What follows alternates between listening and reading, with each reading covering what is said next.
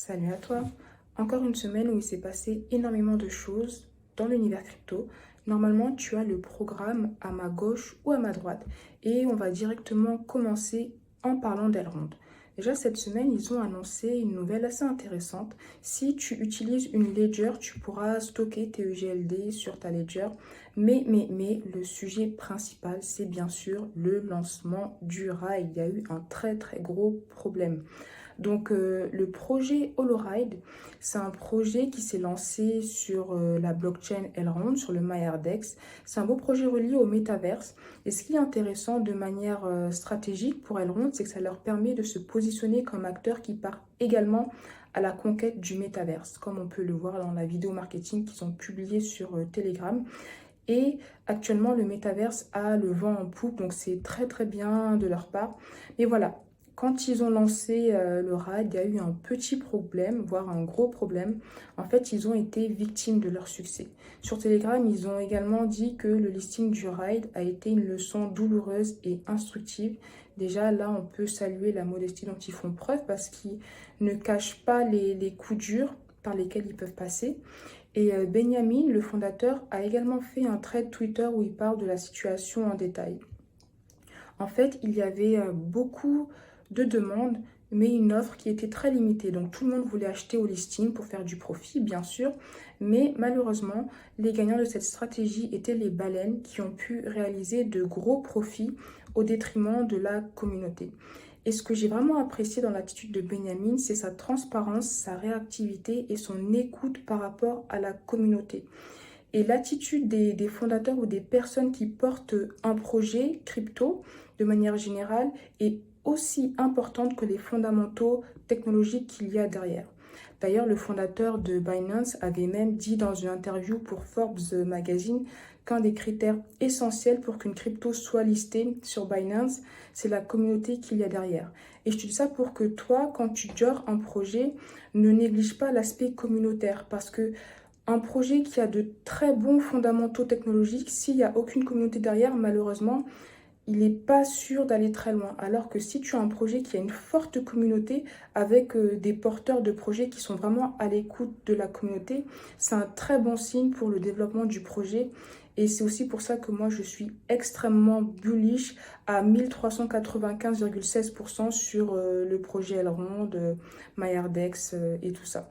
Et puis, Benjamin l'avait dit, on ne peut pas atteindre le sommet du monde sans passer par les challenges. Le projet Elrond, on en est qu'à ses prémices, c'est que le début et je pense que le futur sera mieux s'ils arrivent toujours à apprendre de leurs erreurs. Maintenant, si on passe vraiment dans le concret, actuellement, qu'est-ce que tu peux faire aujourd'hui? Comment est-ce que tu peux gagner du ride ou faire fructifier tes rides? Tu as plusieurs pools de farming, normalement tu as des captures d'écran, mais attention à ne pas te faire avoir par des scams parce que les scams pullulent, il y en a beaucoup. Et je t'avais fait une vidéo où je te partage la méthode la plus simple, la plus sécurisée du monde selon moi pour utiliser le MyRDEX en toute sécurité. Donc tu trouveras le lien en description si jamais tu veux utiliser le MyRDEX. On va parler de crypto gratuit. Là, on va tous se mettre bien, d'accord? Pour cette fin d'année, il y a beaucoup de projets qui ont lancé voilà, des initiatives pour nous faire gagner leur crypto. Notamment dans le programme CoinMarketCap Earn, il y a plusieurs projets intéressants, dont le NIR Protocol. Celui-là, il est vraiment intéressant. Je t'invite vraiment à Dior et je pense que ça vaut vraiment le coup de récupérer ces cryptos gratuites. Il y a également Bybit qui a actuellement une opération pour faire gagner des cryptos gratuites.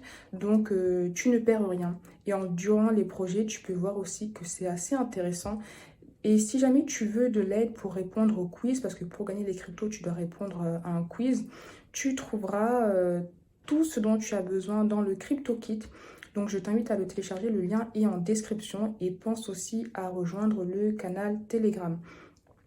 Enfin, je voulais te parler d'une initiative qui a été faite par deux personnes sur Twitter, Didi Moon 1 et Jean Brasse. En fait, ils ont créé un Google Sheet avec plein d'airdrops qui sont listés.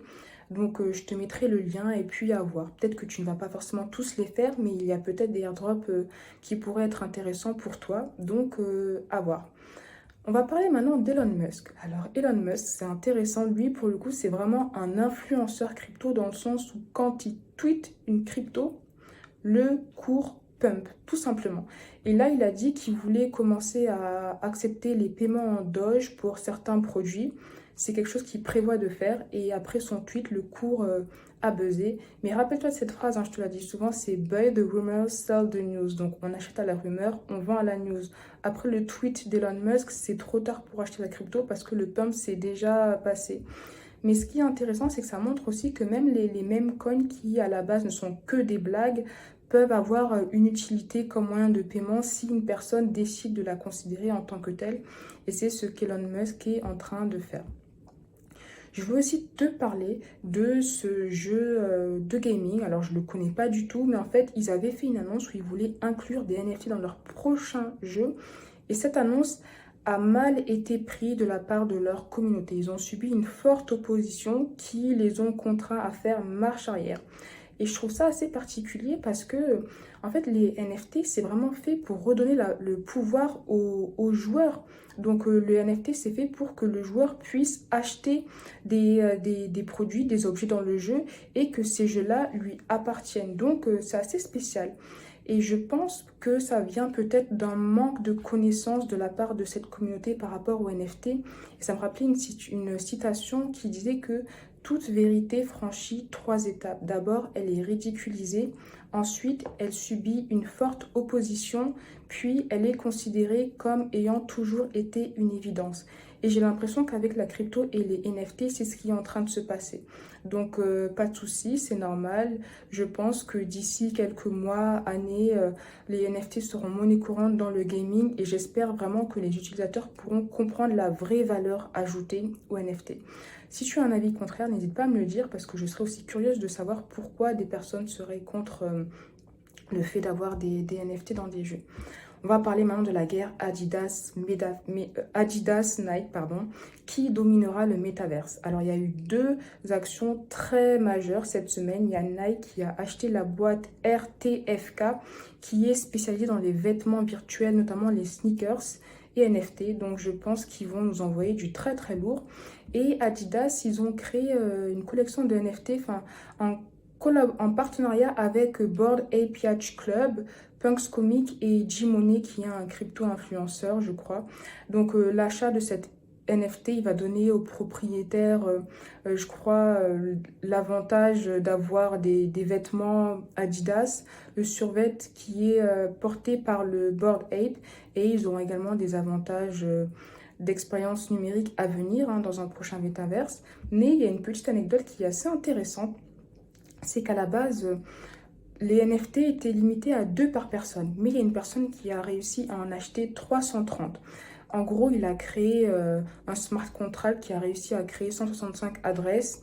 Et puis, il a réussi comme ça à acheter 330 NFT. Mais ce qui est plus impressionnant, c'est qu'en tout, il a dû payer, je crois, 104 000 $ en gas fee et 252 000 $ pour minter les NFT. Le NFT, à la base, il les a eu à 0,2 Ether, mais à sa revente, le prix a même dépassé 0,8 Ether, donc il s'est potentiellement fait un gain de 600 000 $. Donc voilà, c'est assez insolite, assez intéressant. Donc c'est aussi ce qui se passe parfois. Et maintenant, je voulais te partager une statistique qui est assez intéressante.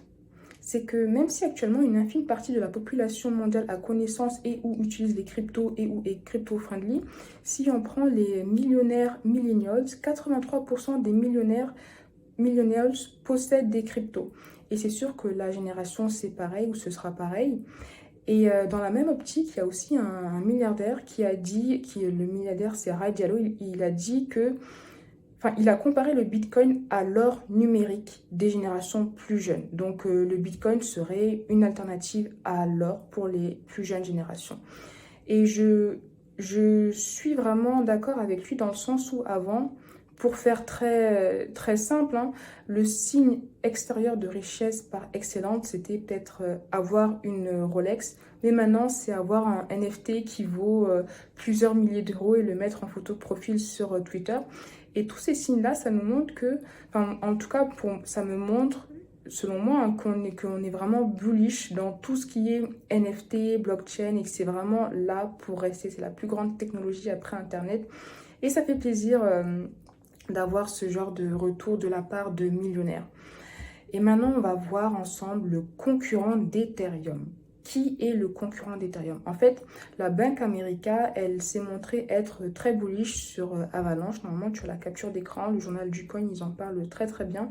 Et elle a même mis en avant le fait qu'il y a plus de 380 projets qui sont actuellement construits sur la blockchain Avalanche. Et en plus, AVAX, donc le token natif d'Avalanche, il est, je crois, dans le top 10 sur CoinMarketCap des plus grandes crypto-monnaies. Donc voilà. Est-ce que toi aussi tu penses que Avalanche pourrait être un Ethereum killer? N'hésite pas à me le dire en description. Moi, j'avoue, je ne me suis pas trop renseignée sur Avalanche, mais là, ça vaut le coup que je m'y intéresse et à voir si je ferai une vidéo ou pas là-dessus. Donc voilà, en plus, il y a beaucoup de projets dans Deloitte qui utilisent la blockchain Avalanche. Donc, à voir, à voir, à voir. On va terminer avec quelques petites news sur les NFT. La première, c'est qu'il y a une personne qui voulait vendre un NFT 300 000 $, mais à la place, il l'a vendu à 3 000 $ pour une erreur de virgule. Donc, fais très, très attention quand tu vends un NFT parce que ces petites erreurs peuvent valoir très, très cher. Et il y a aussi Bitwise qui a lancé un NFT index. Donc, en gros, ce sont pour les personnes qui voudraient investir dans les NFT, mais qui n'ont soit pas forcément les moyens de mettre 300 000 $ dans un NFT, ni le temps, mais qui veulent vraiment être impliqués dans cette tendance.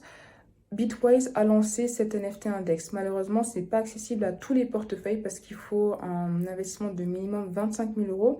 Mais cette initiative, elle est assez intéressante. D'ailleurs, il y avait un Metaverse Index, si on prend le Metaverse, pour les personnes qui souhaitent investir dans le Metaverse sans forcément investir dans un Metaverse en particulier.